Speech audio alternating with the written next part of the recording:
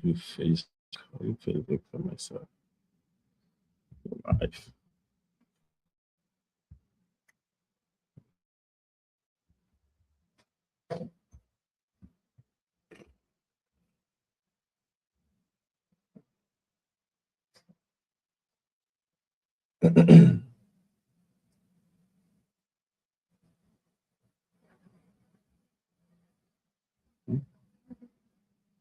Well, yes.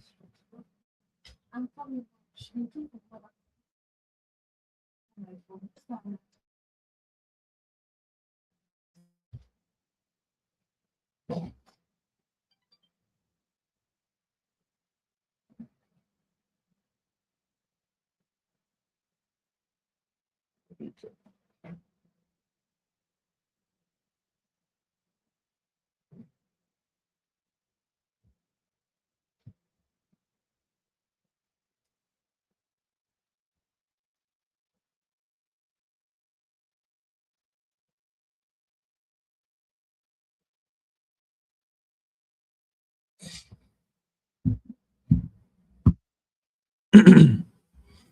Mic check 1 2. Mic check 1 2.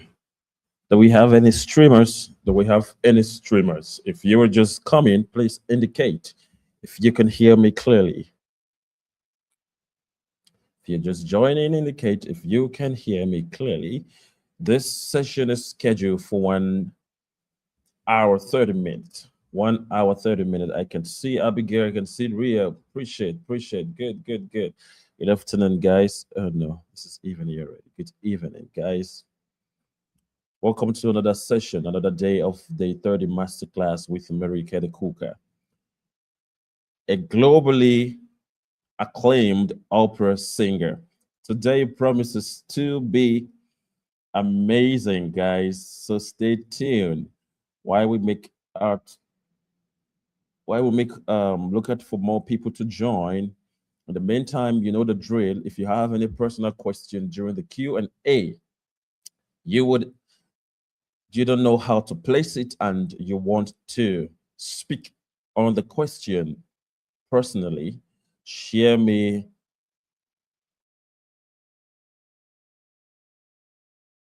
you up on stage through the page on WhatsApp, and I will bring you up live to our speaker. Good evening, Ria. Good evening, Abigail. I can see the two of you are early. That's good. That's good. Without any further ado, stage our speaker for today, the 30 masterclass. This is going to be our fifth speaker for this session so far. I indulge you to be calm, to be um, um, as intentional as possible, so you can get everything you can get from her. She's an opera singer. A lot of us are looking for this opportunity, and today we have this. So utilize it while you can today. All right, please let's welcome on stage to speak in session Marieke de Koker. Hi, Maria, everyone. you're I'm up. joining today from New York, and I'm so excited to spend this session with all of you. And thank you to everyone who has joined. How are you all today? Is all doing Please well? respond if you can hear her on the comment Yeah, this is section. going to be pretty interactive. Sometimes I ask questions, so feel free to respond with something in the chat. Um, All right. Well, to begin, I will tell you all a little bit about myself. So, I grew up in South Africa and I started, I sang in choirs in schools, but my first introduction to voice lessons and specifically opera was at my high school in Pretoria in South Africa, where the teacher at my local school was a retired opera singer. Her name was Lorraine Havemann. And so I started studying with her and I got introduced to the world of opera. And I really loved it. I later went on to get my bachelor's degree at DePaul University in Chicago in the United States. and then I got my master's from Mannes School of Music in New York City, where I studied with Diana Severo. She's an Wow. amazing singer, by the way. I would encourage you all to check her work out. I'll see if we can post a link in the chat of a video for you to see. And then currently, I'm studying with Isola Jones, which you can also check out. She has sung with many of the great singers, including Pavarotti, Placido Domingo, Joan Sutherland, etc. She's an amazing artist. Um, Wow. so please do check out her work. But without further ado, I would love to begin today's session. So to give you a little bit of a background, like I also teach in addition to performing. I teach a range of students all the way from 4 years old to elderly people. I also teach people with disabilities. So I have a pretty wide range of people that I work with. And I think it's a great privilege to get to know music and how music relates to people in many different contexts. Um, so my approach to teaching singing and technique and how I think of it as a performer is very holistic, meaning Mm, that I believe that the mind, the heart, the soul, the body, all of it works together to create your voice, to create your instrument. And I don't believe that those things can be separated. So when I talk about technique, it's not just the physical things of what you're doing with your mouth or your throat, but it's also your mindset, how you're thinking about it, how you're feeling, because all these things impact each other greatly. So I'm going to walk through different sections of technique. And the first one we'll begin with today is the mind.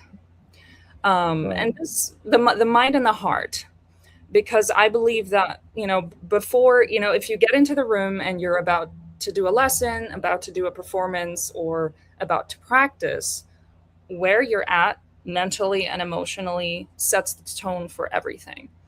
Mm-hmm. So it's important to be calm and focused, but we don't. I mean, life is life is challenging, and there are a lot of Yeah. turmoil. So it's often hard to Mm-hmm. do that. But I think this is where honesty comes through, like being able to be honest with yourself about how you're feeling that particular day, and knowing your capabilities, but also your limitations on a certain day. I see very often with my students of all ages, including the ones that are 5 years old, um, we can often tend to be very hard on ourselves. We have a lot of perfectionism and self criticism and anxiety because we want to get everything right, and we're worried about. Sometimes people are worried about what other people think. Sometimes people just are really hard on themselves.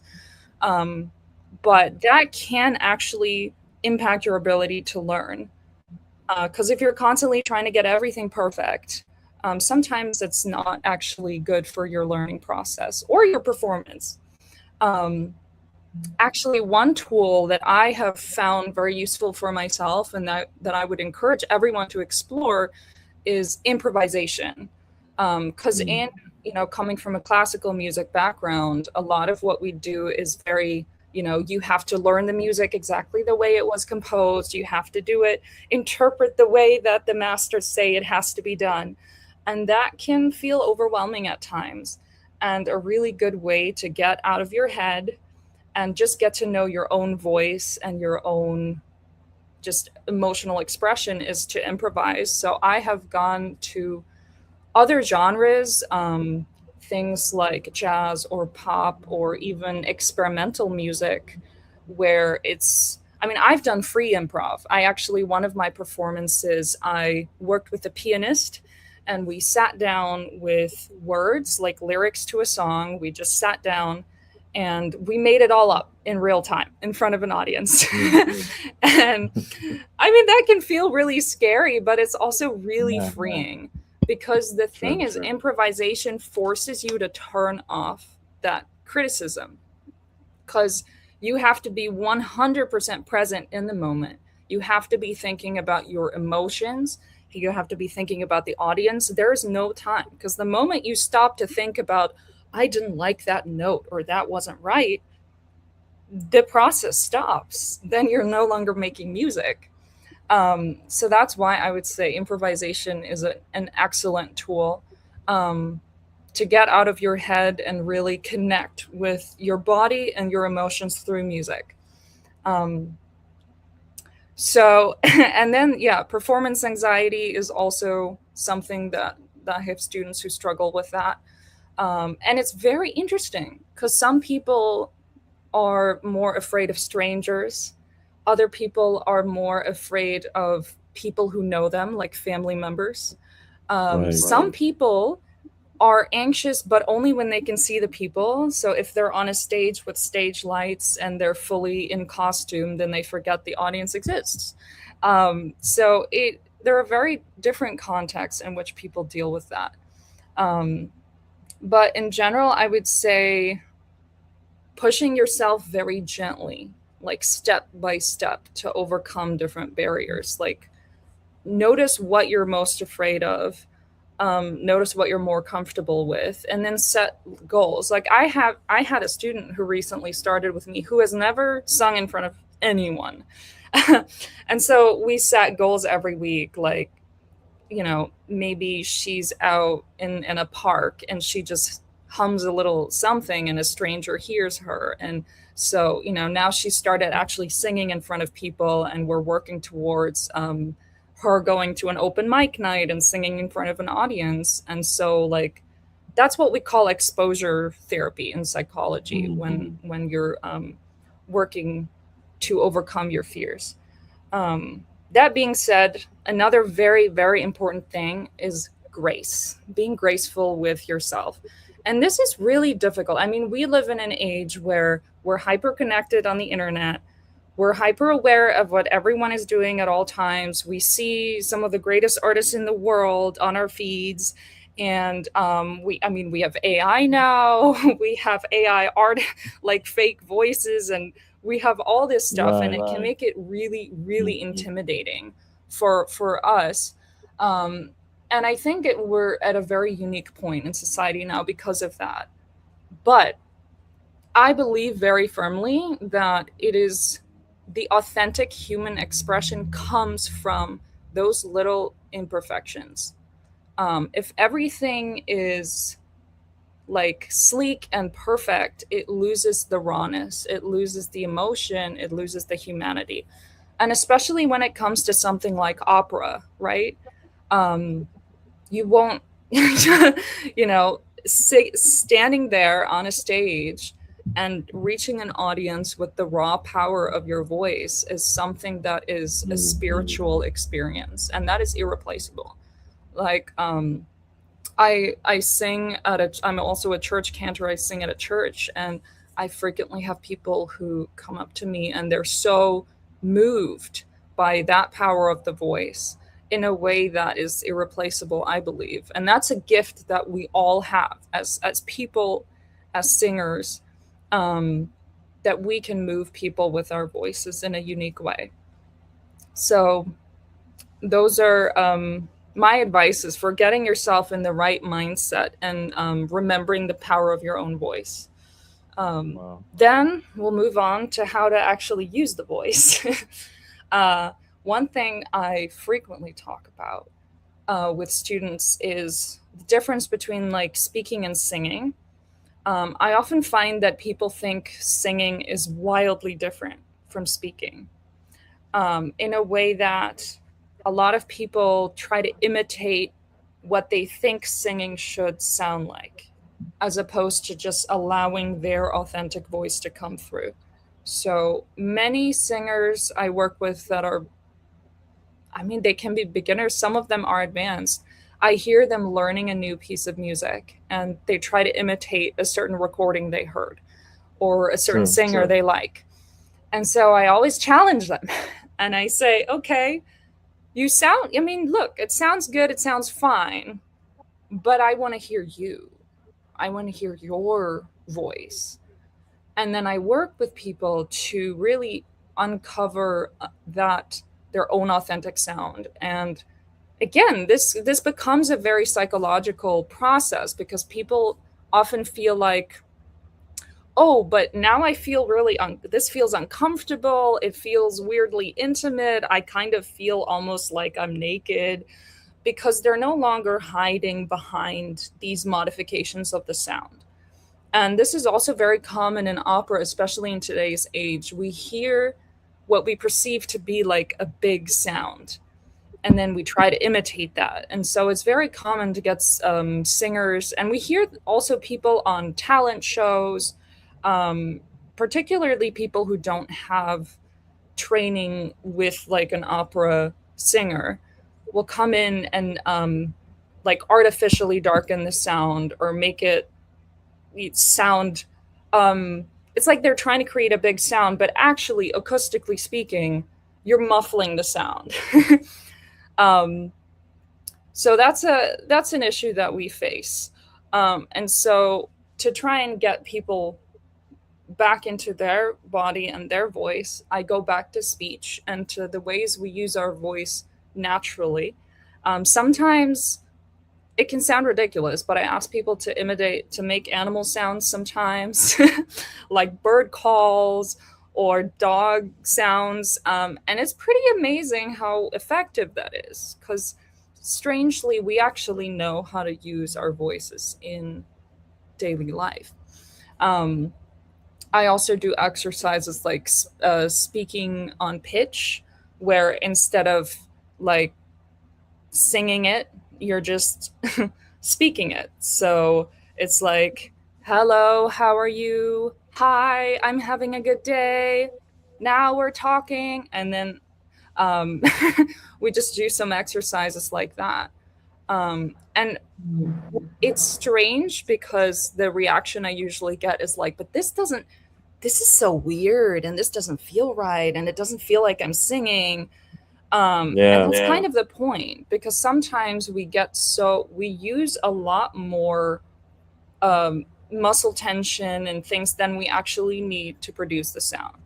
And when it comes especially to opera, we're looking for an efficient sound. Efficient meaning you want to be able to create a large sound with as little effort as possible, because if you're using all this additional tension, your voice gets tired.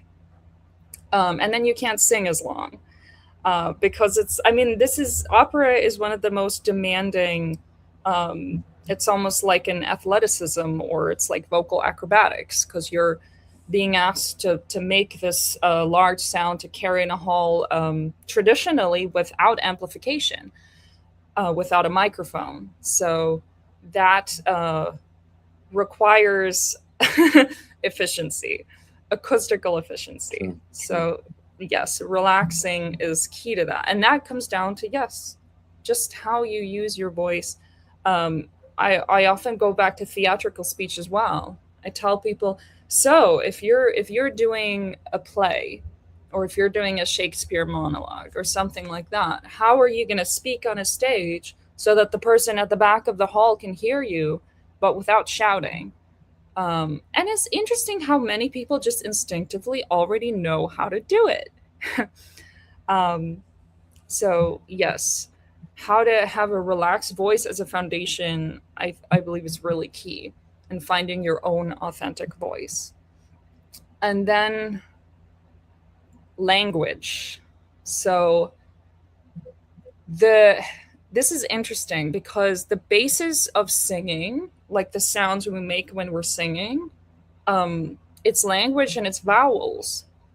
And different languages have different vowels. We have English, but then we have different dialects and different accents of English. And in opera, we also have Italian, we have French, we have German, a lot of different things. Um, and so when singing repertoire in other languages, I think it's very important to get to know those languages. So we all have access now to tools like language learning apps and we can watch many show, like if you stream content online, sometimes if you're watching a show, you can actually watch it in a different language. You can watch the dub, or you can just watch films that were originally in other languages. Because getting to know that sound world, I think it's really important to shape the sound, because the vowels aren't the same. They aren't always the same. Um, but another important thing is understanding how the vowels are made. And I'm not sure if the other speakers have already covered this, but for example, understanding that the difference between a, o, u, it's really just your lips. A, o, u. You're not doing anything different in your throat or with your tongue or anything like that. And that's a very common misconception. Like, I often get people in the first lesson come in and they're doing all sorts of things with their tongue on the ooh, and then it gets all muffled. And then I'm like, wait. It's a lot simpler than you think. It's just your lips. Oh. And then working with these vowels, and I will say, it is a little easier oftentimes for, if I'm teaching, say, a Spanish speaker or someone from an African country. Our languages tend to be a lot more based on what we call pure or Italianate vowels, like a, e, I, o, u. Whereas a lot of the American English speakers don't grow up with pure vowels. So that becomes interesting, because everything is like and on, you know. So then I kind of have to teach how to make the vowels. So it's, yeah, language and culture have a big impact. Um, True. yes. So in the process of learning music, there's there's the mindset, there's the vocal technique or the physical aspects of it. There's also breath control, all the physical things that we do. But then once you have the technique foundation for shaping the sound and you're learning music, you know the notes, you know the words, then we get into interpretation. And the interesting thing is, so usually when you're still learning the technique, you're still learning the notes, you're very much thinking consciously about the music.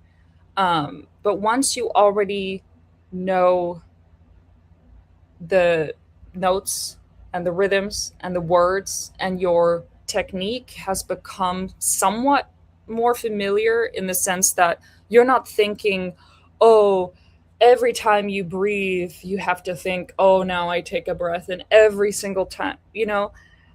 There's what we call muscle memory. And once you become more familiar with it, you have more space in your mind to think about the interpretation. Things like the story, things like acting, things like what are you physically doing with your body to tell the story, and what are you feeling emotionally. So that's also a big portion of it, because music is storytelling and every song is a story.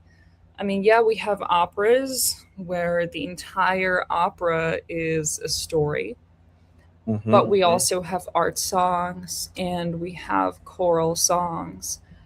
But I really believe that every piece of music is a story. And so I always encourage people to spend a lot of time thinking about interpretation, and that involves research. So I always tell people to listen to different versions of a song, meaning different people from different periods in time. Like if you're studying an opera aria, don't just listen to the last 10 years. There are recordings on YouTube of the early 1900s when they had the first vinyl records, where people have now actually put them up on YouTube. So you can find someone, for example, you're learning a Puccini aria.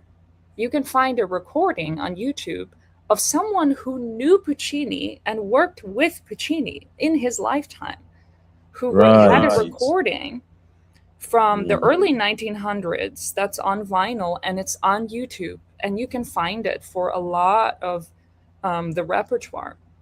So I encourage people always, and it's very fascinating to look at the evolution of sound over time. Because opera, for example, is a historic art form in the sense that a lot the compositions, a lot of the repertoire we sing was written 200 or 300 years ago. But then you have to remember that nothing was the same. Because, for one, geographically, we are now singing this repertoire all over the world in many different cultural contexts. Um, but also, I mean, things like instrument technology, right? The actual strings on violins used to be made from a different material back when the piece was written. Yeah. Pianos didn't sound the same. The role of a conductor, for example, back in the 1700s, 1800s, there was a very different role. I mean, sometimes there just wasn't a conductor.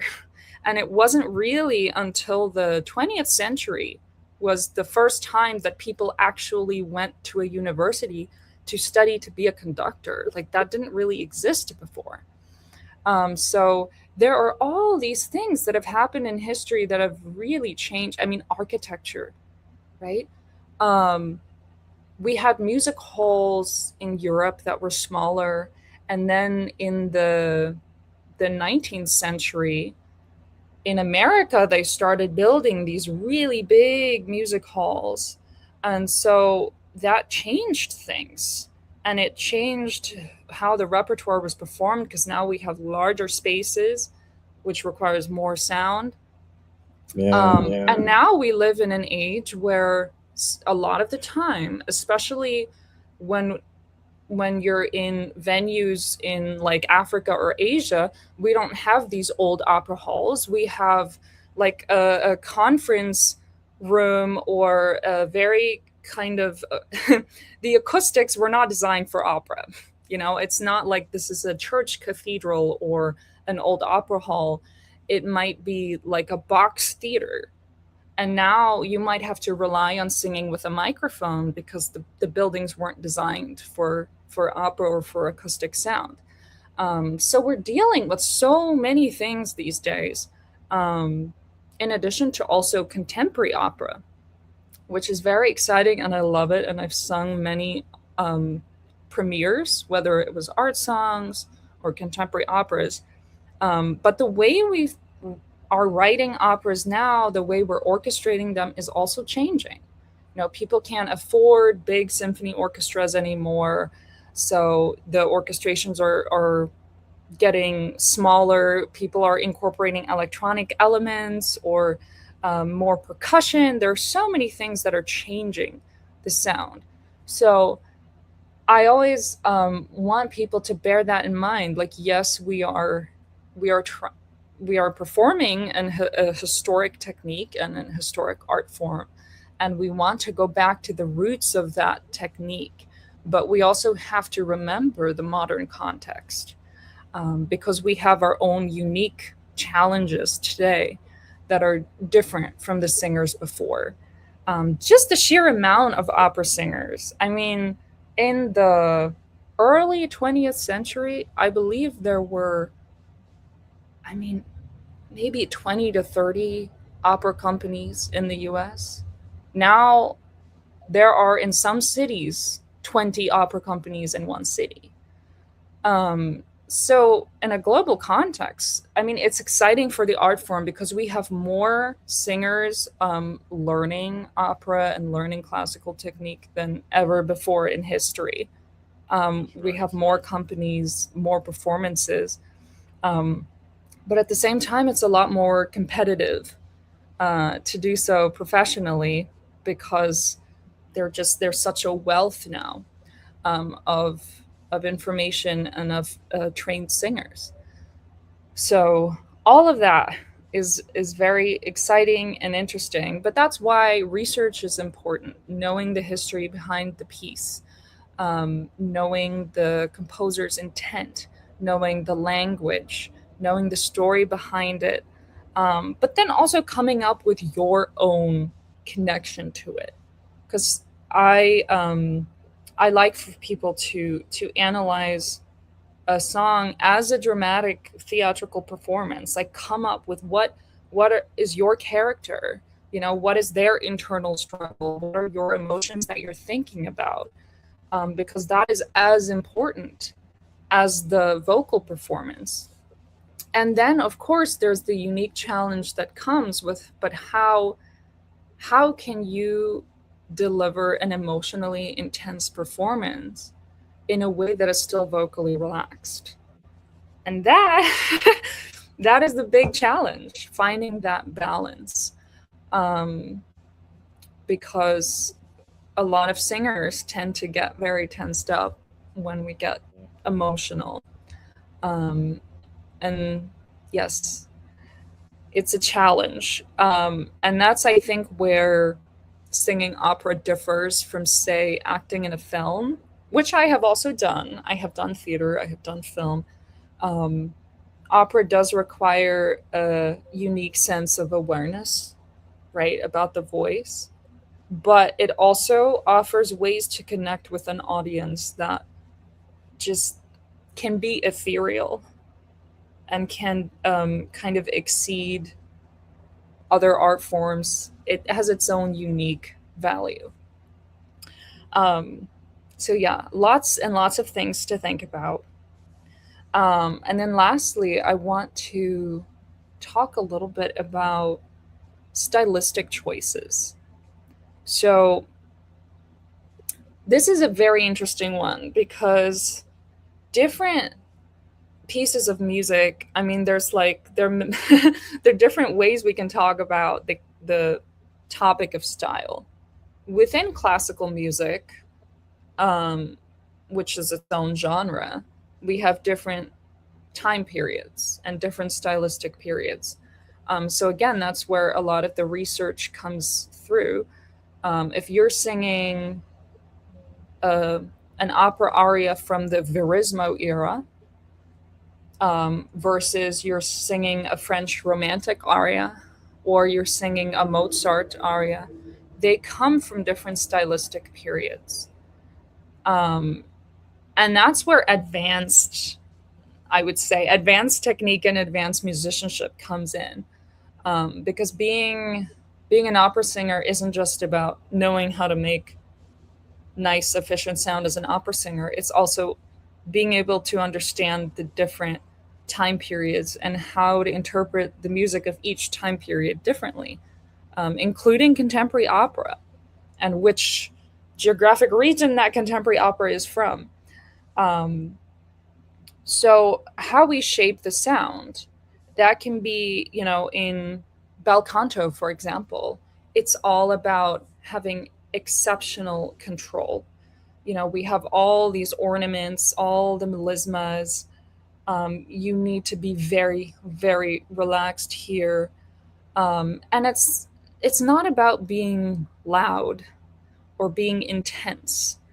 Bel canto is very much about the rich ornamentation, and the beauty of the voice and the beauty of the music. Bel canto means beautiful singing.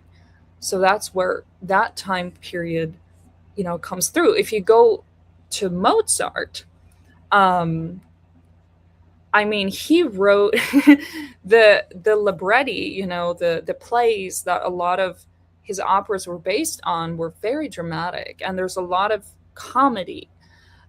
So character, in Mozart is very important, but so is Yeah. control. Because again, very clean lines, very clean sound is required there. Precision. Whereas if you go to the Verismo era like Mascagni or Puccini, that is high drama. They really want to hear the raw heart and soul. And those compositions, they're, the history of artistic practice means sometimes, using things like, say, gasping for air, or your sometimes singers would sacrifice the quality of the sound for the sake of drama, and that isn't necessarily a bad thing. That is one of the ways in which human imperfections and authenticity can tell a story. It's like, if someone really is sobbing and dying, are they really going to sound pretty? That's kind of the question that the Verismo era was asking. Um, so understanding those things is really important for shaping the tone. But also, then we get to the world of genre. And I know I've been primarily speaking on opera and classical music up until now, but I also teach musical theater. I also teach pop music, and I've also performed in different genres. And so it's very interesting looking at the evolution of sound, because we had Baroque era classical music, which was a lot, it's a classical sound, but it's a lot more intimate settings, meaning smaller halls, smaller audiences. And then we got into like romantic opera, which was very big, big symphony orchestra, big halls, lots of drama.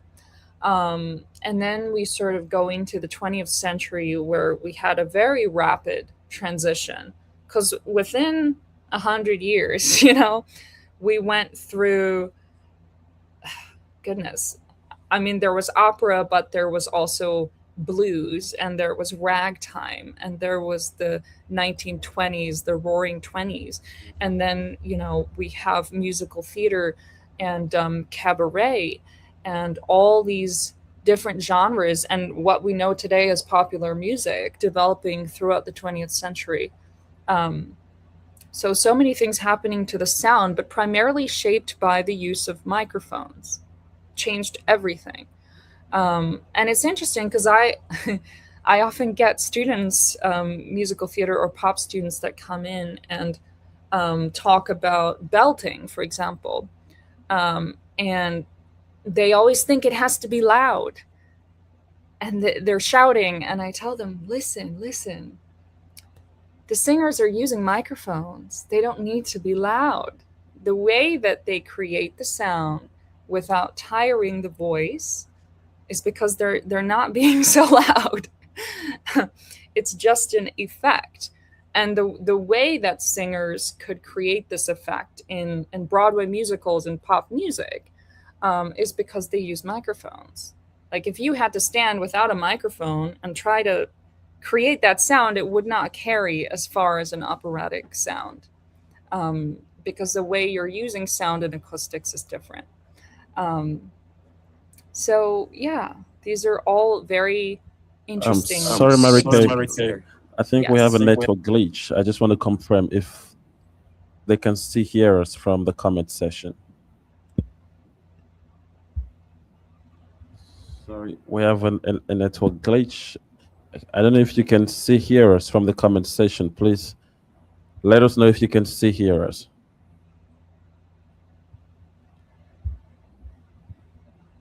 Hello. Yes. Okay. We Okay. I have a think we're yes. good. I've gotten a response. Yeah. Please, you can go. Continue, please. Excellent.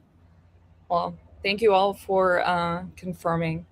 And on that note, I'd be very interested in hearing from our audience members, what genres you all perform, like what styles of music, and in what contexts. Like, do we have opera singers, musical theater, choral singers, jazz, pop?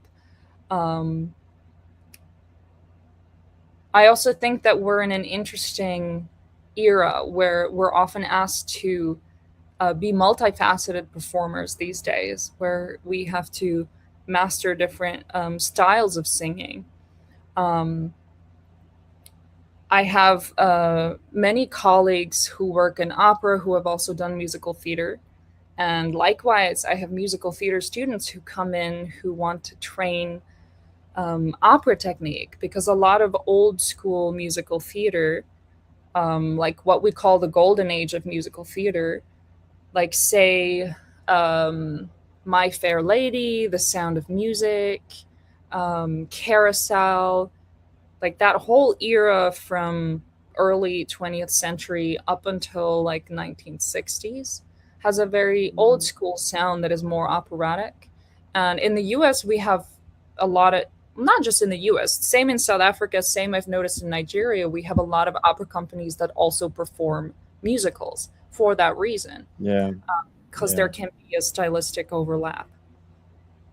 Yeah. um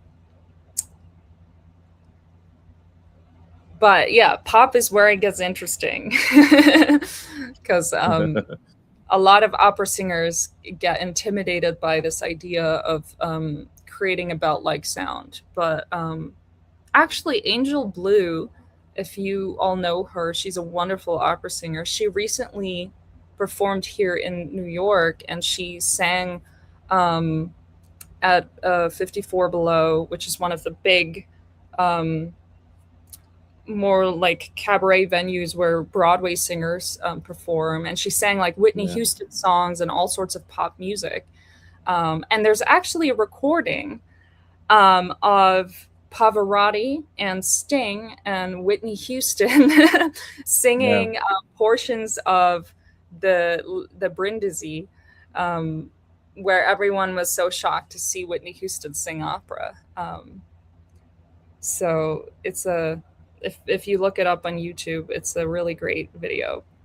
Um, Okay, so I have a quick question regarding that. So, mhm.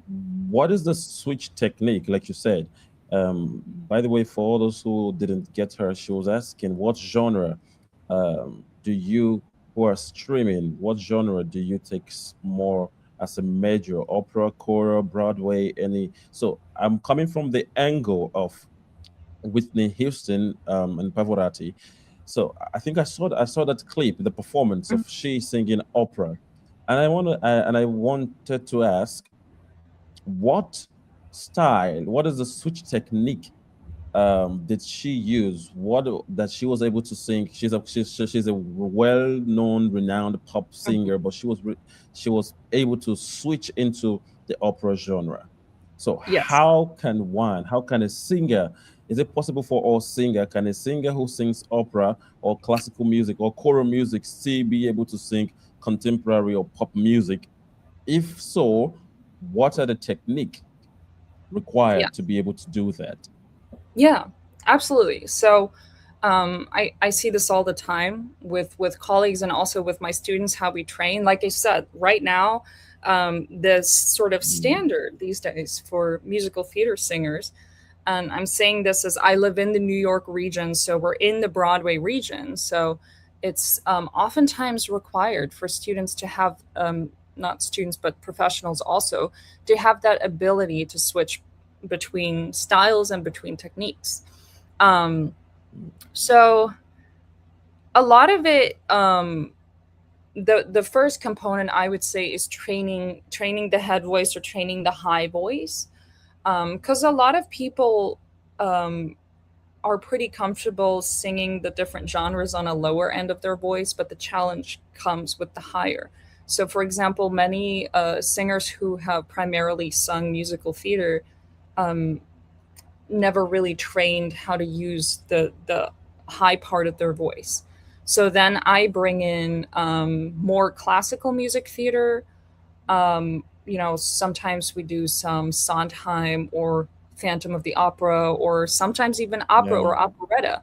Like I had a student who had sung primarily very belty stuff, and then we learned from Pirates of Penzance. We learned that Mm, soprano aria, and so for the first time, she was learning how to use, and a lot of that had to do with space, like teaching. Uh, I'll have to demonstrate, but when I teach a more operatic or classical sound, I talk about, releasing the jaw, opening the mouth Mm-hmm. more, having the vowels be taller and rounder. So instead of like a ah, it's more like a ah. And then we also talk about where to feel space on the high notes. Um, and there are many ways to talk about this, but lifting the soft palate, from an anatomical standpoint is what we want to do to create more space and resonance on those high notes using the mask resonance. I often tell students to feel a pocket of space behind the nose, um, especially when we get very, very high to like a high C. Um, because sometimes we think that high notes need to be big and we think they Mm-hmm. need to be loud. And I almost always start training high notes softly, because it's much easier to make a soft high note loud than to make a loud high note soft. Soft. Yeah. And I myself, when I learned how to sing high, I only knew how to do it loud. And it took me many, many years to learn how to do it softly. And for that reason, I always train soft first, because we don't need force. We don't need all this overblowing of breath. Um, and so that's where I talked earlier about animal sounds, but something as simple as the dog yelp, which I've also heard many other teachers do, but just a simple like ah, ah. Like thinking of high notes as being that small and that little and that Wow. effortless, Yeah. ah, as opposed to thinking it has to be this huge thing. And the interesting thing about high notes is because they're so high, they tend to carry much farther than we think they do. So they don't even need to be that loud because naturally the resonance cuts pretty well. Um, so that's a lot of what we work on, is having very relaxed, soft, gentle top, but mostly just creating space. It's not about being big and loud and forceful. It's just creating the space for those notes, and training the top, and yes, working on the vowel shape rounding. And then inversely, if we're taking a classical singer and trying to learn a more pop style of music, again, it depends on the pop genre and on the style. But if we're talking like modern Broadway, like modern pop, it's a very forward sound. So it's almost the inverse. Instead of having like a tall round ah, it's more ah, yeah. So that when we do our So more of warm-ups, an open vowel for Broadway and yeah, closed it's a vowel for wider, classical. yeah. Okay. So then if we do our warm-ups, for sometimes I warm up in different styles with my students. For classical, it would be like ah. But then if we're trying to work on a different sound, a more pop sound, we might go like yeah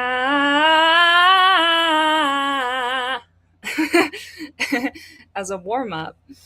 And yeah, it gets challenging because we also talk about registers a lot in pop music, more so in opera.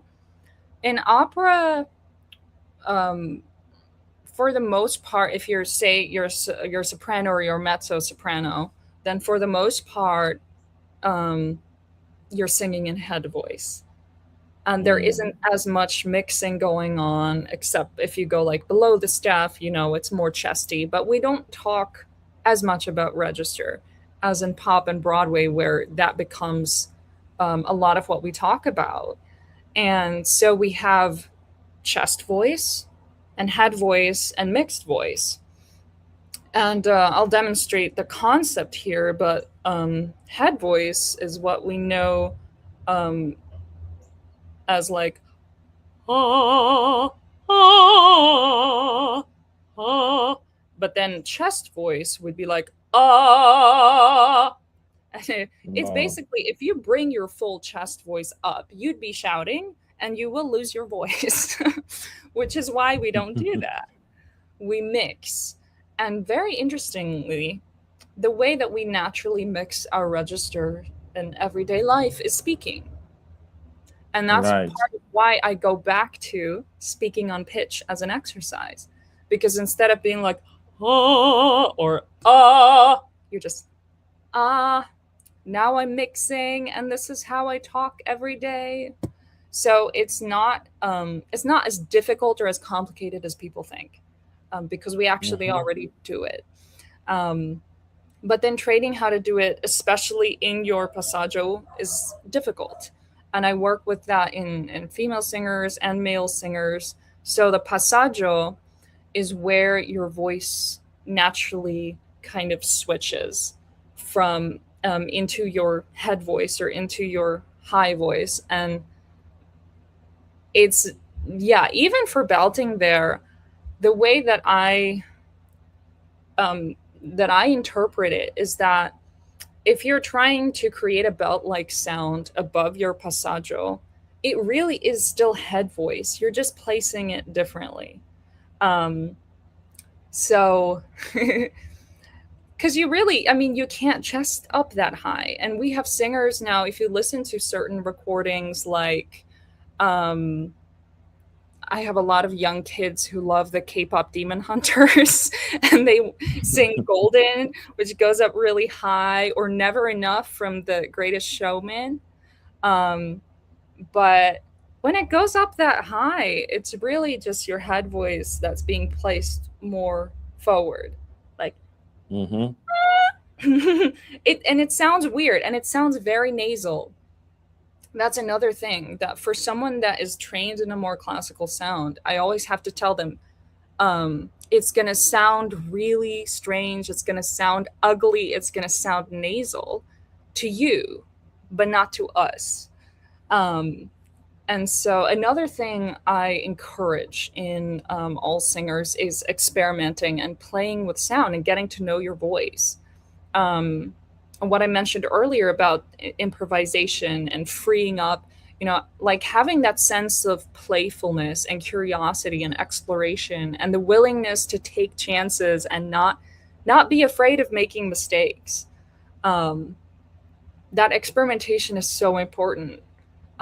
There's nothing, I love it when either a student or myself, we discover a new sound or a new dimension of our voice, and then you can bring it into a lesson Mm. and be like, I don't know what this is, but I discovered this thing and it's really cool and I want to understand it.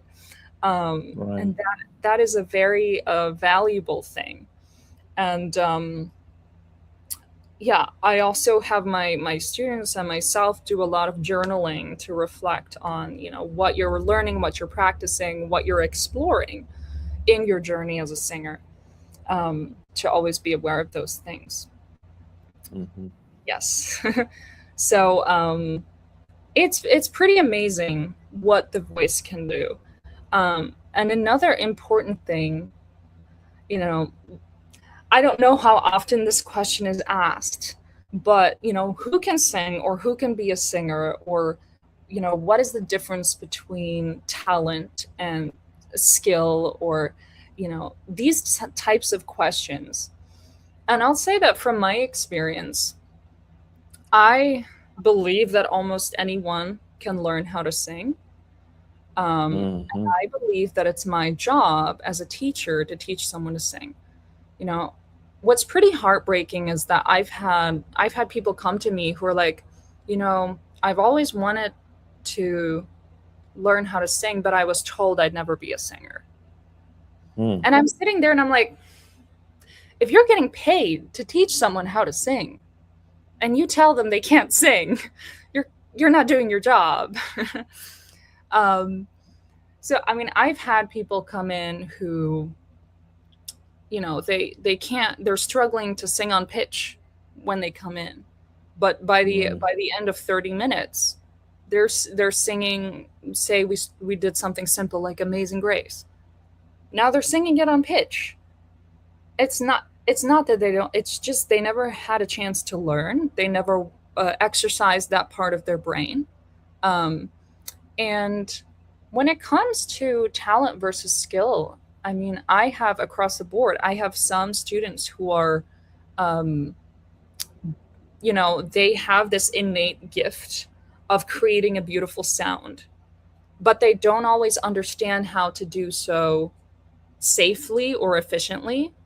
Like, I might have a student that is so brilliant. She's been on an episode of Idols. She has a record producer interested in her, but she's having oftentimes vocal inflammation, or like her voice gets tired because she never Mm. learned the technique needed to support singing so much. It's not always about creating a beautiful sound. Sometimes it's about knowing how to do so efficiently so that you can have a long career. And we see that oftentimes in pop music, that people have this great talent, but then they run into vocal problems and they have to get surgery because they never had the proper training. Um, at the same time, I might have students who come in with little to no experience, and um, you know, I never judge a person by how they sound when they come in. Mm. That's not my job. What I care about is someone's ability to learn and understand and improve. And I mean, I've had people come in that, someone else might hear them and laugh and think this is a lost case. But Mm. within 6 months to a year, that person is auditioning for musicals. It's like it's unrecognizable, because it's not always about what you're born with. Sometimes you might not be born with an instinctive ability to make beautiful sound, but you might be born with an ability to understand how to learn, and you have body awareness. That's very important for singing. Like, you can't see, like a piano, you can see the keys, you can touch it. You can't do that with the voice.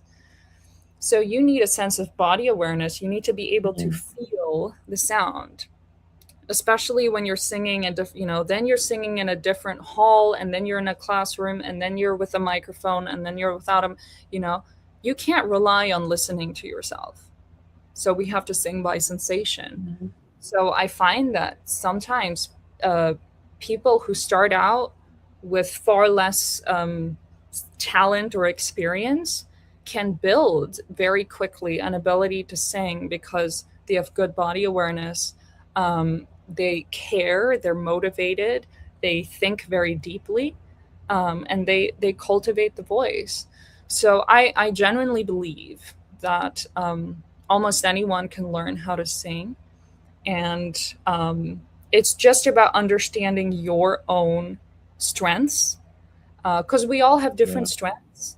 And there's no use in comparing yourself with other people, because they might have different strengths and they might have different circumstances. But we all have a voice, and the gift of human expression is something we all have. Um, Sure. and I think it's a very, again, going back to feeling intimidated by media and by contemporary society, we sometimes feel like we're not good enough, or like our voice doesn't matter, or but I mean, what a gift we have. We all have something to say to the world. We have feelings, we have perspective, we have something unique, we have a unique lived experience that no one else has, and we have a unique voice.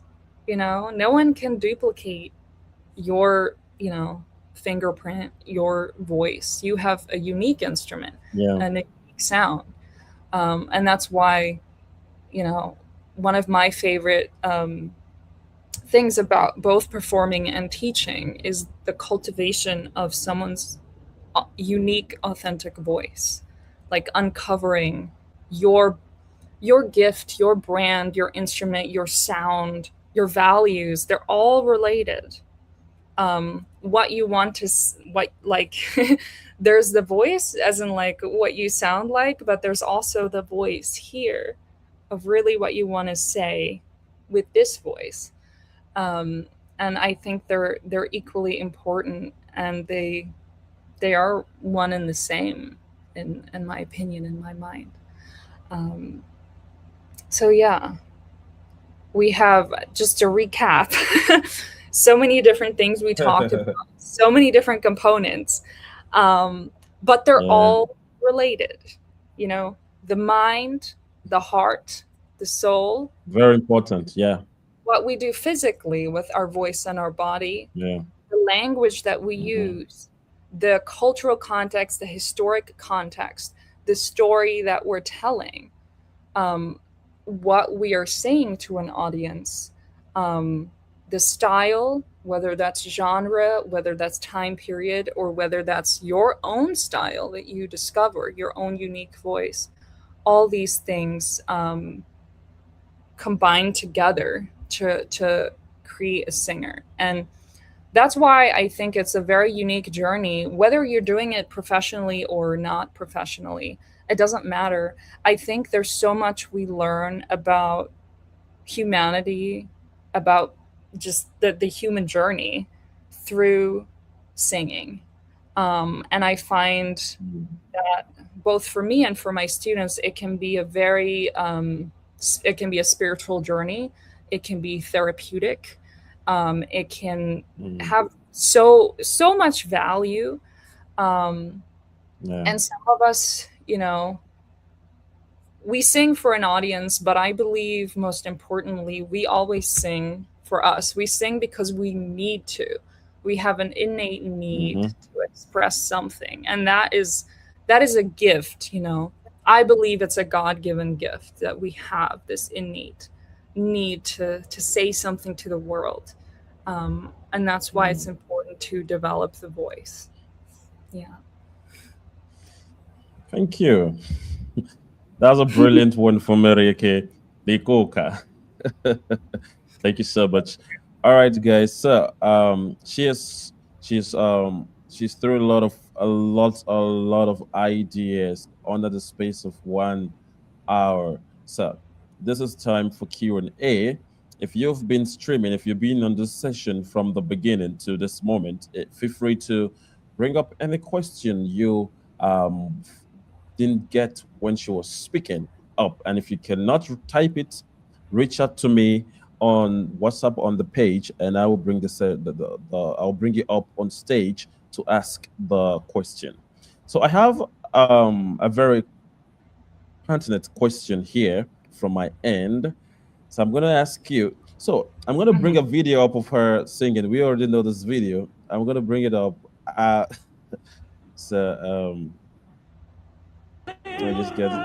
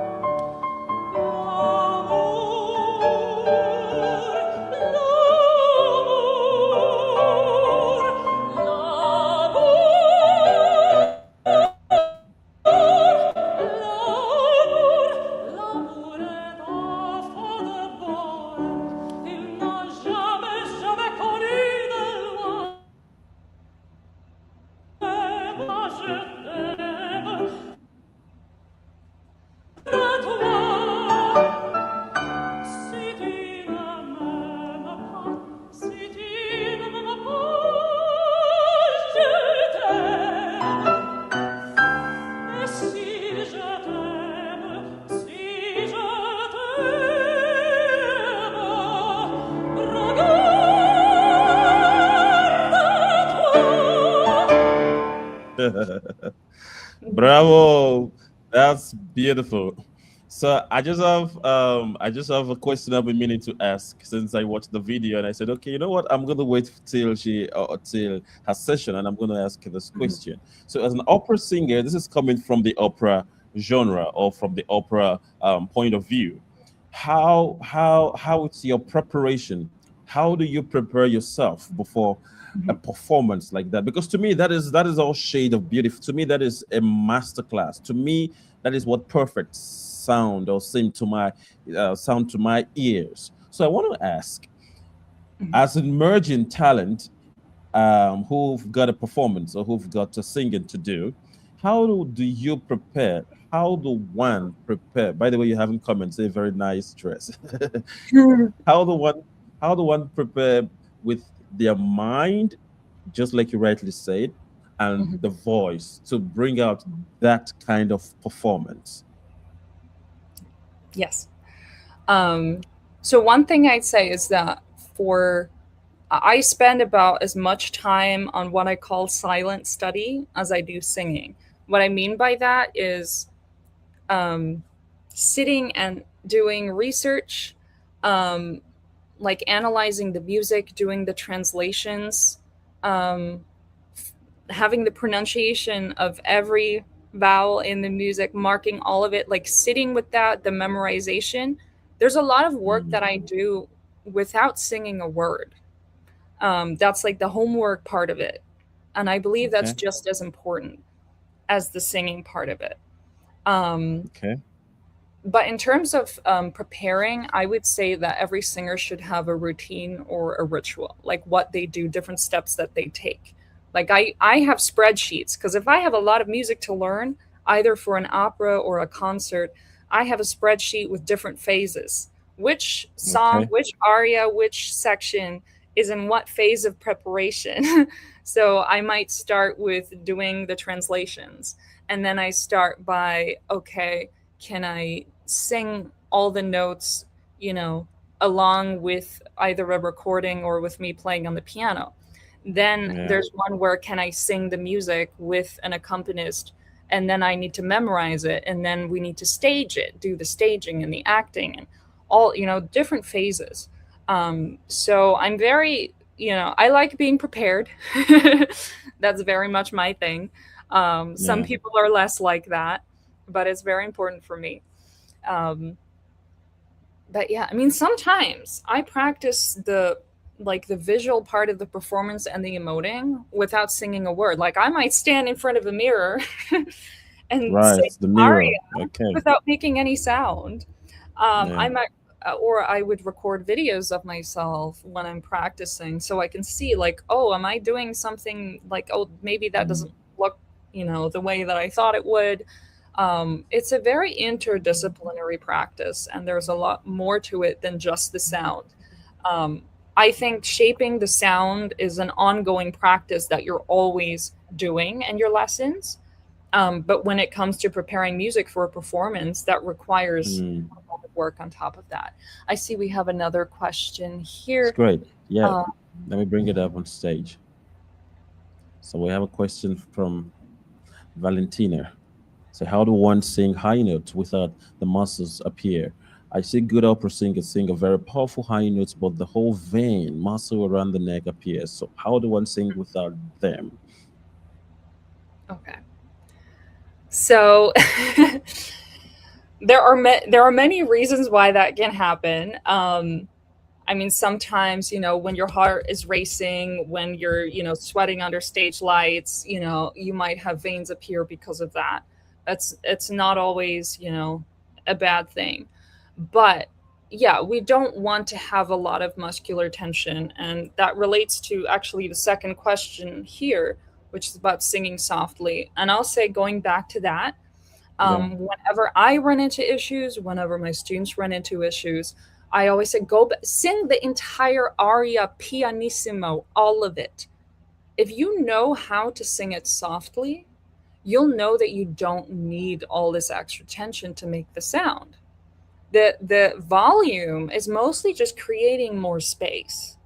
So if you can sing it softly, then you'll be able to sing it loud in a more relaxed way. But then the question also is how? How do we sing softly? And that goes back to what I was talking about with the dog yelp, the ah.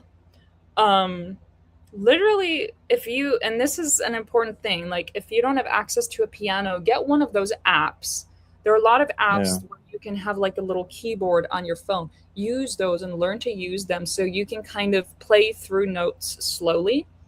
Because one thing we often see these days is people sing along with recordings, and then it always has to be at the pace of the recording. Slow it down. You know, YouTube has a little feature where you can slow it down to 50%. You don't always have to, because especially with high notes, with fast notes, with melismas, the importance is to be able to do it very slowly first before you can do it fast, and to do True. it softly. So, doing it as a vocal exercise, you know, take the hard part of the aria and separate it. If there's a big high note, if you're always singing it in the middle of an intense climax, you might be psychologically associating this with emotional intensity. But if you can sing that note by itself in a different context without thinking about the aria or the story or whatever, say you have a high B flat at the end. When you're warming up before you sing your aria, practice singing that high B flat. Um, Practice doing a dog yelp or a bird call.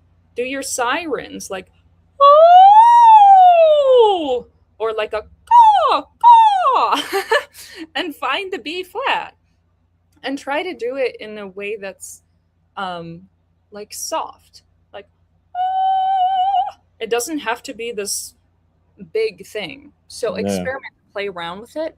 The important thing is not to go off the voice, meaning some people start to get a breathy sound. So it's like, Yeah. you know, and then they're not really fully. So you have to have good breath support.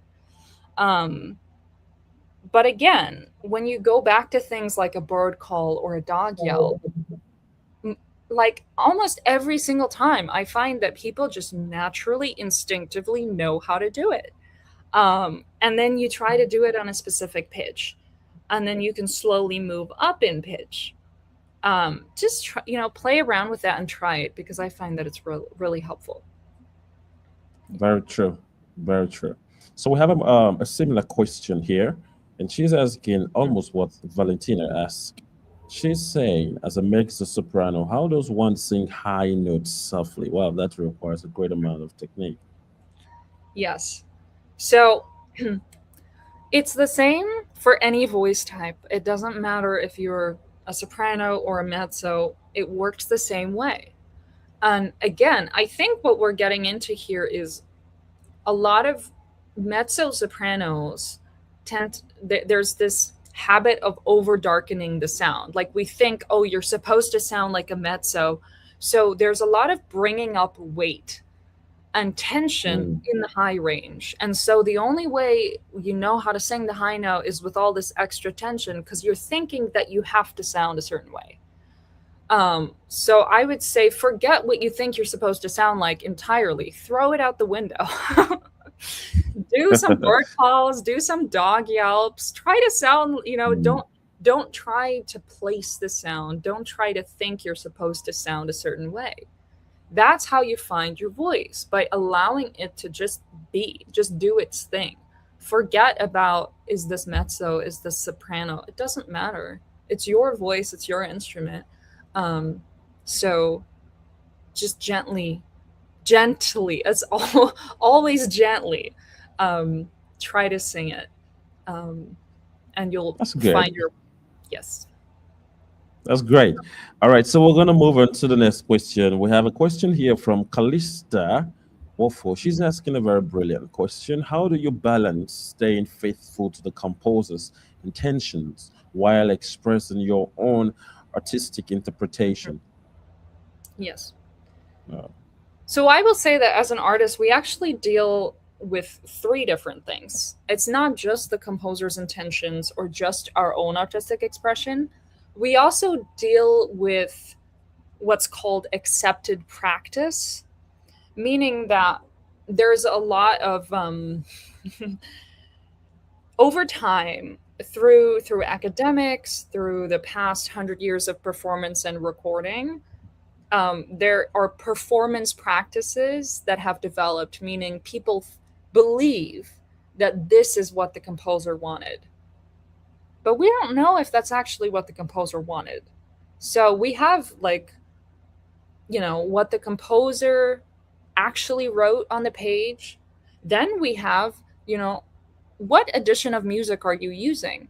Because there are different editors and different publishers, and some of them wrote things into the music that weren't originally there.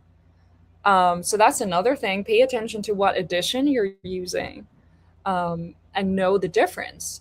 And then we have the performance practices that are commonly accepted. And then there's like, yeah, when when you're being bombarded by all this information, how do you make it yours? It is a challenge. It absolutely is. And no matter what you do, there's going to be someone who doesn't like your interpretation. There's going to be someone who said that you did something wrong, because that's the nature of being human and being an artist. Um, but I've learned that, it doesn't matter. Like, how boring would the world be if everyone liked the same artist or liked the same ice cream flavor, or if everyone wore the same shirt? So it's kind of up to you to decide, do you want to be known as someone who closely follows, the composer's intention? Are you a highly historically informed artist, or are you someone who is more interested in acting and storytelling, or are you someone who's breaking barriers? Like, a lot of that is really up to what you stand for. um, so there's no clear answer to the question, but for me, I find my freedom of expression in, like, I actually like to use my research to inform the storytelling, meaning knowing the translations and the meanings of the words, knowing the Yeah, cultural historical context of the time period. All those things actually become tools for interpretation. So say very I'm important. singing Der Erlkönig by Schubert, which is this art song, this really spooky art song. It's very famous. Um, but if you know, okay, this is a ghost story, um, and this was written in a time where German art songs were much more speech like than we necessarily interpret them today, and you know that there are three different voices, there are three different characters in the song. So then interpreting that, um, I actually use my research to help inform my choices. Um, and I mean, that's the best part, I think, of being a performer, is getting to make your own version and your own performance. And that is where your freedom comes from, is the choice. You might be working with a director or a conductor, they might have an opinion, and that, is also a collaborative relationship to deal with. But I think when you empower yourself with as much information as possible, you get a very rich palette, right? To kind of make your Right. different arias and art songs stand out from each other, so that you also are a versatile artist, and that every song you sing is its own story and is different in its own way. I hope that Wow. answered the question. That's a brilliant. It couldn't be a better answer. That's a brilliant one. So I have a question. She couldn't ask the question on the comment section, so she asked me the question on WhatsApp, and I have posted it here. She said the masterclass, because of the masterclass and some of the videos I have watched on Matt's page, it's helped me to realize that I have a very bad singing habit, and I haven't been using the right technique to sing. And she further said, I learned something new, but I find it difficult to do it. We were taught to drop the jaw, but anytime I do it, my mouth hurts like it's steering. The voice does the voice does get better though, but just for a few seconds. And she further said, this because I find it difficult to sustain it because of the pain. Does it mean I'm overdoing it or not just doing it right? So she's talking about the jaw dropping Oh, position.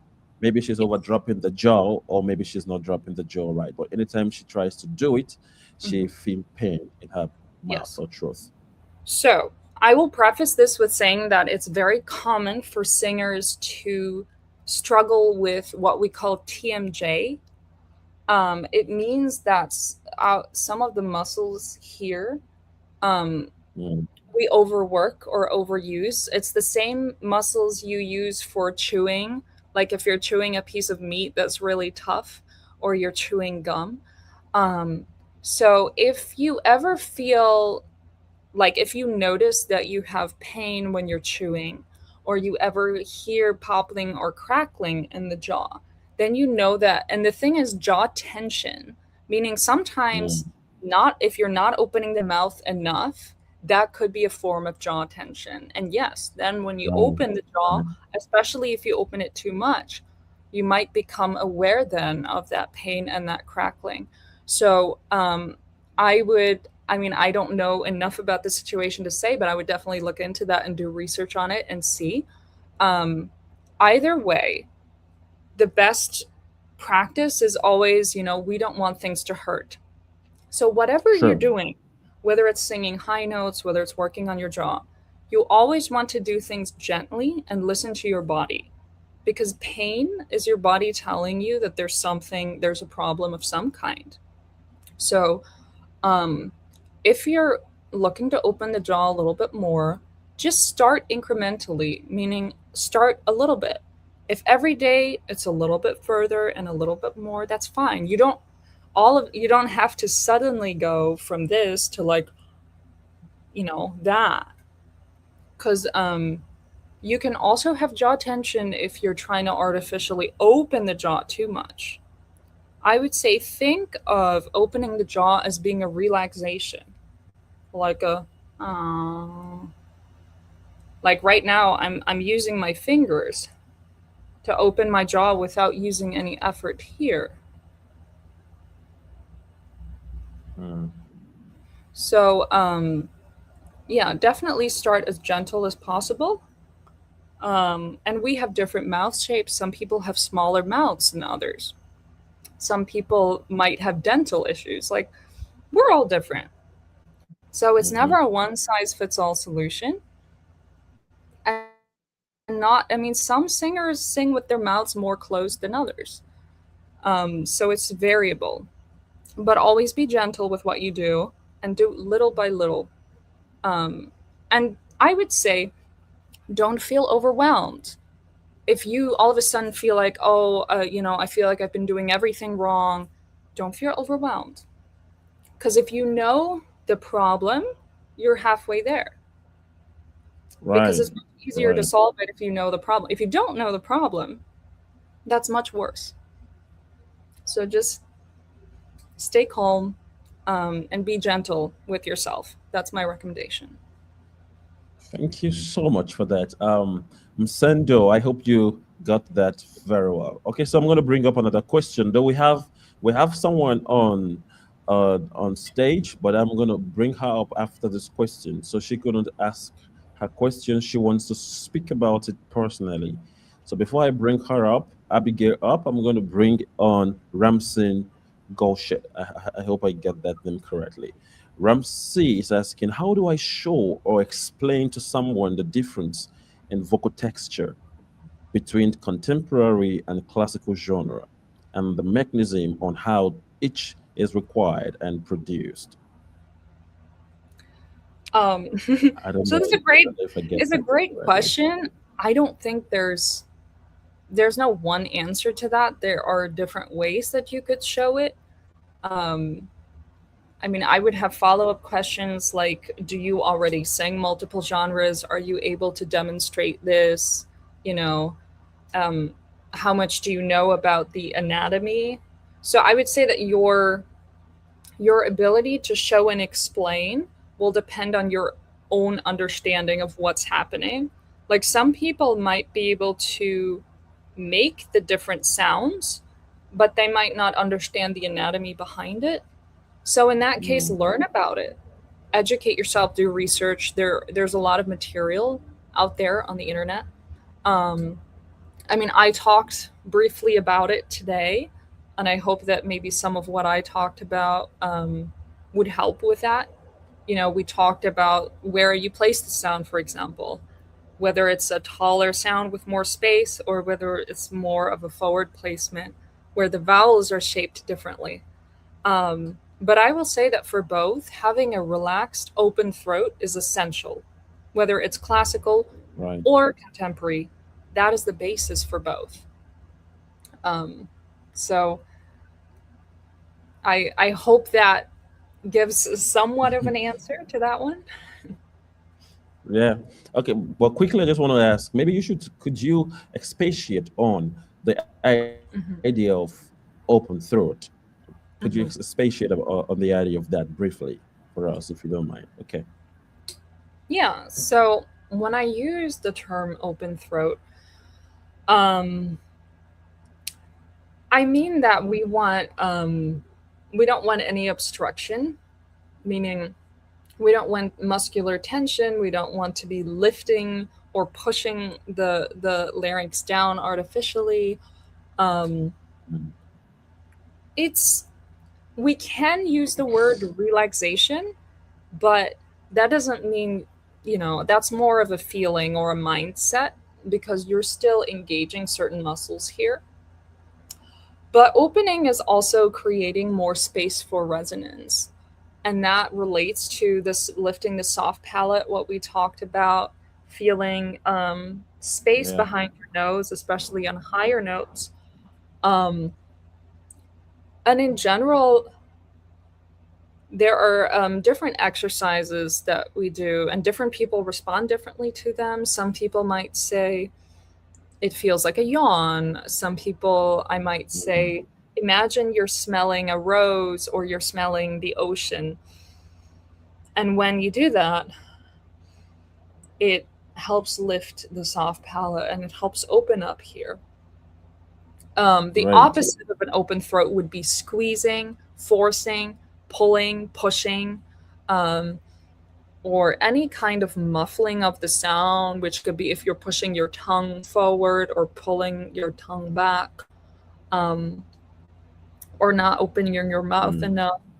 So it's really referring to we want as open enough of a pathway from the sound to travel from your voice box and out to an audience. Mm-hmm. So anything that Wow. muffles or stops the sound, um, from being, amplified and reaching the audience, that's an obstruction of an open sound, of an open throat. Great. Uh, Great. Thank you so much for that. Much better and understanding. Thank you so much for that. So I'm going to bring up on stage Abigail to ask her question now, personally. Okay, so Abigail, you are up with your question. Hi, good evening from Nigeria. Can you hear me? yes, yes, we can hear you. Okay. Actually, I have three questions. And the first one is on blending, has to do with choral music. Now, as Mhm, a singer, if you're singing with people who are not training to become professional singers, mhm, and definitely your production will sound different. Now, how when singing with them and your voice is different or stands out, and you're supposed to blend, how mhm, do you manage the situation? Because you know they are not training to become professional singers, but you are training towards that. So, do you now descend to their level, or how do you manage so you don't come out sounding different when you're singing together, and at the same time, you don't want to sound like them because they are not training to sing professionally. mhm. All right. So to answer that question, um, the most often, what I think you're referring to in terms of blending is a volume issue. Is that correct? Like being too And loud? even the quality, Hmm. your tonal So quality as well. yeah. The So texture of their yeah, voices. yeah. So you can't and should not and should never be asked to change the tone of your voice, or your vocal progress and your instrument is yours. And if any choir or choral director like asks you to change the tone of your voice, um, that to me does not sit very well. I've never encountered being asked to do that. Um, and I wouldn't advise any director to do that. Most often, it's a volume issue. And in terms of Mm. blending, it's just a matter of singing more softly, which is a very good skill to have. I often find that in choral settings, anyone, in a group setting, people get very emotional, get very riled up. Everyone wants to be big and loud, especially on the loud parts.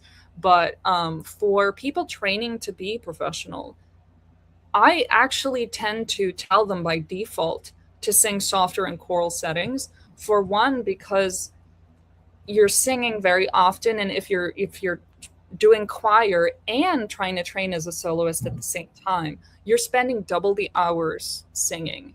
So for your own voice, for the sake of your vocal preservation, um, be a little more gentle and a little softer when you sing in choirs. It will help you blend, and it will also be much easier on your voice. And it will work your technique, because learning how to sing softly and singing with resonance rather than force is one of the hardest things to do in opera. So that would be my advice. Just try to learn how to sing more softly and see if that helps the problem. And then, regardless of what anyone says, don't don't change the sound of your voice, because you are you. And you still form, like, everyone's unique voice and their unique sound form part of the, it's like a tapestry. It's like a woven tapestry. That's what a choir is. um, so your unique sound is part of the sound of the choir. Okay. Yes. Thank you. Okay, so my second question is, as a singer, if you're using the right techniques to sing, do you still care much about your eating habit, the things you consume? Mhm. Yes, absolutely. And this is a very personal question. It can differ greatly from singer to singer. Um, some singers don't eat dairy because they get phlegm, you know. Some singers have reflux problems, which are very common. Mm. So they might not eat big meals late at night. They might avoid spicy food. Um, they might not be able to drink a lot of water while they're singing, because that can actually aggravate reflux. So there are many different dietary things that can impact singing. I find personally that it's good to strike a balance. Like, sometimes singers can be very obsessive, like, oh, I'm not allowed to, do this, and I can't do that, and that is not always good for your psychology. So strike a good balance. But I will say that eating healthy, like eating a healthy, balanced diet with enough protein, enough vegetables, getting good exercise, paying attention to your mental health, these are as important as diet. Diet is a component, but the whole, Mm. having a balanced lifestyle in general, it all works together. Yeah. Right. Okay. Okay, thank you. And then the third Right. question is, you spoke about ability to switch your genre. Like, you can, as a classical singer and opera, you can do pop, and all of that. And over the years, I've heard that as a singer, you should define your tone. You should be known for a particular genre of music. Now, if you're saying that as a singer you can switch, are you not going to confuse your audience? Are you not supposed to have an identity and focus on that, identity as a singer, as a musician? Hmm. So, yes and no. I mean, from a branding aspect, yeah, you want to be known for what you do. But a lot of that depends on what's your target audience, what is the geographical, cultural context of where you're at. Because, I'm coming from New York, where a lot of the singers we have here who sing on Broadway, we have a Broadway singer come and sing at the Metropolitan Opera, and we had a opera singer from the Metropolitan go sing at 54 Below, which is like a Broadway cabaret venue. That is a culture here. It's much more accepted here. It's almost expected here that if you can switch gears, if you are a versatile artist, multi-genre artist, that's something that people here are used to and understand and want and appreciate. Um, that I sometimes is similar in Europe as well, because they have a lot of contemporary music and a lot of interesting experimental projects happening in Europe. I can't speak for what the local culture is like where you are, um, and that may be different. So, from a business, marketing, branding perspective, yeah, you want to be known for what you stand for, um, and you want to know your audience and where your income is coming from. So there are many considerations there, but having one sound is not always the brand. And I will say that today, even in pop music, we see a lot more people who do multi-genre work. Like they might be a popular artist, but they might have one song that's more R&B, one song that's more pop, one song that's more rap, one song that might be a little more country. Like we're kind of reaching an age where people like variety and versatility more. So it's, I think it's a balance. It's having enough versatility to stay interesting, with, not always doing the same thing over and over again, but at the same time, still having a cohesive identity as a brand and as a singer. Mm. All right, and the last question, not really a question, but I love the what I heard when Mother Barrington, had to, show us a clip of your performance. That was exceptional and extraordinary, and that's a French piece, because I heard Yeah, lyrics like "Je yeah. t'aime" and all of. Because I speak French, I was able to pick your lyrics, and just to know what's the title of the song and the composer. Oh, yes. So it's the Habanera from Carmen by Bizet. Okay, Yes. okay. So it's also known, spelled out as L'amour est un oiseau rebelle. L'amour est un oiseau de mer, Rebelle. rebelle. Oiseau rebelle. Yes. D'accord, d'accord. Okay. Thank you.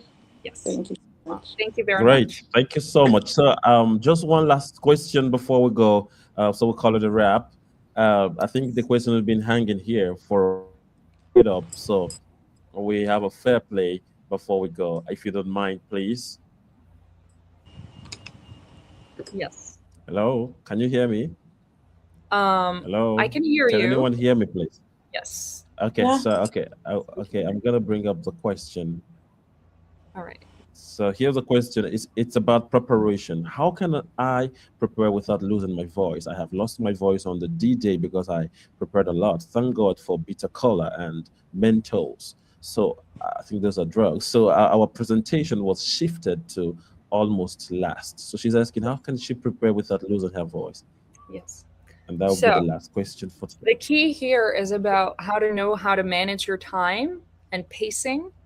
Meaning, as singers, we can't sing for 10 hours a day. We're not pianists. We can't do that. So you have to plan your time, knowing that you are practicing ahead of the performance. You also have to build stamina, right? An athlete doesn't go on a 10-minute run every day and then all of a sudden goes for a 6-hour marathon. Their body, had no time to prepare for that. So we have to, if you're going to sing in a big opera role, you build stamina over time, meaning for weeks ahead of time you're already building endurance to be able to do that. But at the same time, we have limits. We can't sing for hours every single day. And that's why we do silent study, like I said, your research Yeah. preparation. You can memorize your music without singing it out loud. You can learn the notes without singing it out loud. You can practice your acting and your pronunciation without singing it. So it's learning how to Yeah. do certain types of preparation without singing it over and over all the time. Um, that's efficiency. um, so that's how I would answer that question. Just Wow. change the way that you're preparing and how you're managing your time, and be gentle with your voice.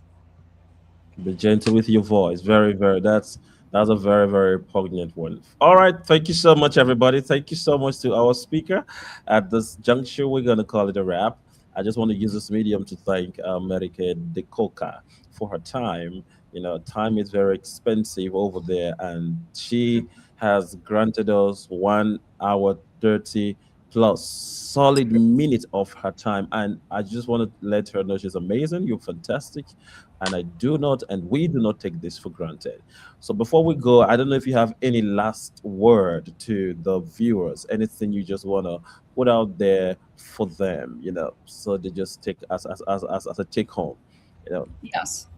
My take home for all of you is that um, your like I said, your voices are a unique and beautiful gift, um, and continue to explore and develop and cherish them. Um, Never lose faith in the meaning of your voice, and the power of your voice. Uh, that Thank you. I would say. Yeah. Thank you. Thank you all so much Thank you so for much, having me. Marike. Thank you so much, everyone. Appreciate you for having this session, and I think we'll continue after now. But in the meantime, this is a wrap. Our next session is going to be with our next speaker, which is going to be the end of our vocal masterclass for this year and this edition. I want to say thank you, everybody, once again, and thank you so much to our speaker. Thank you. Bye bye now. Thank you. Have a wonderful evening. Goodbye. Okay.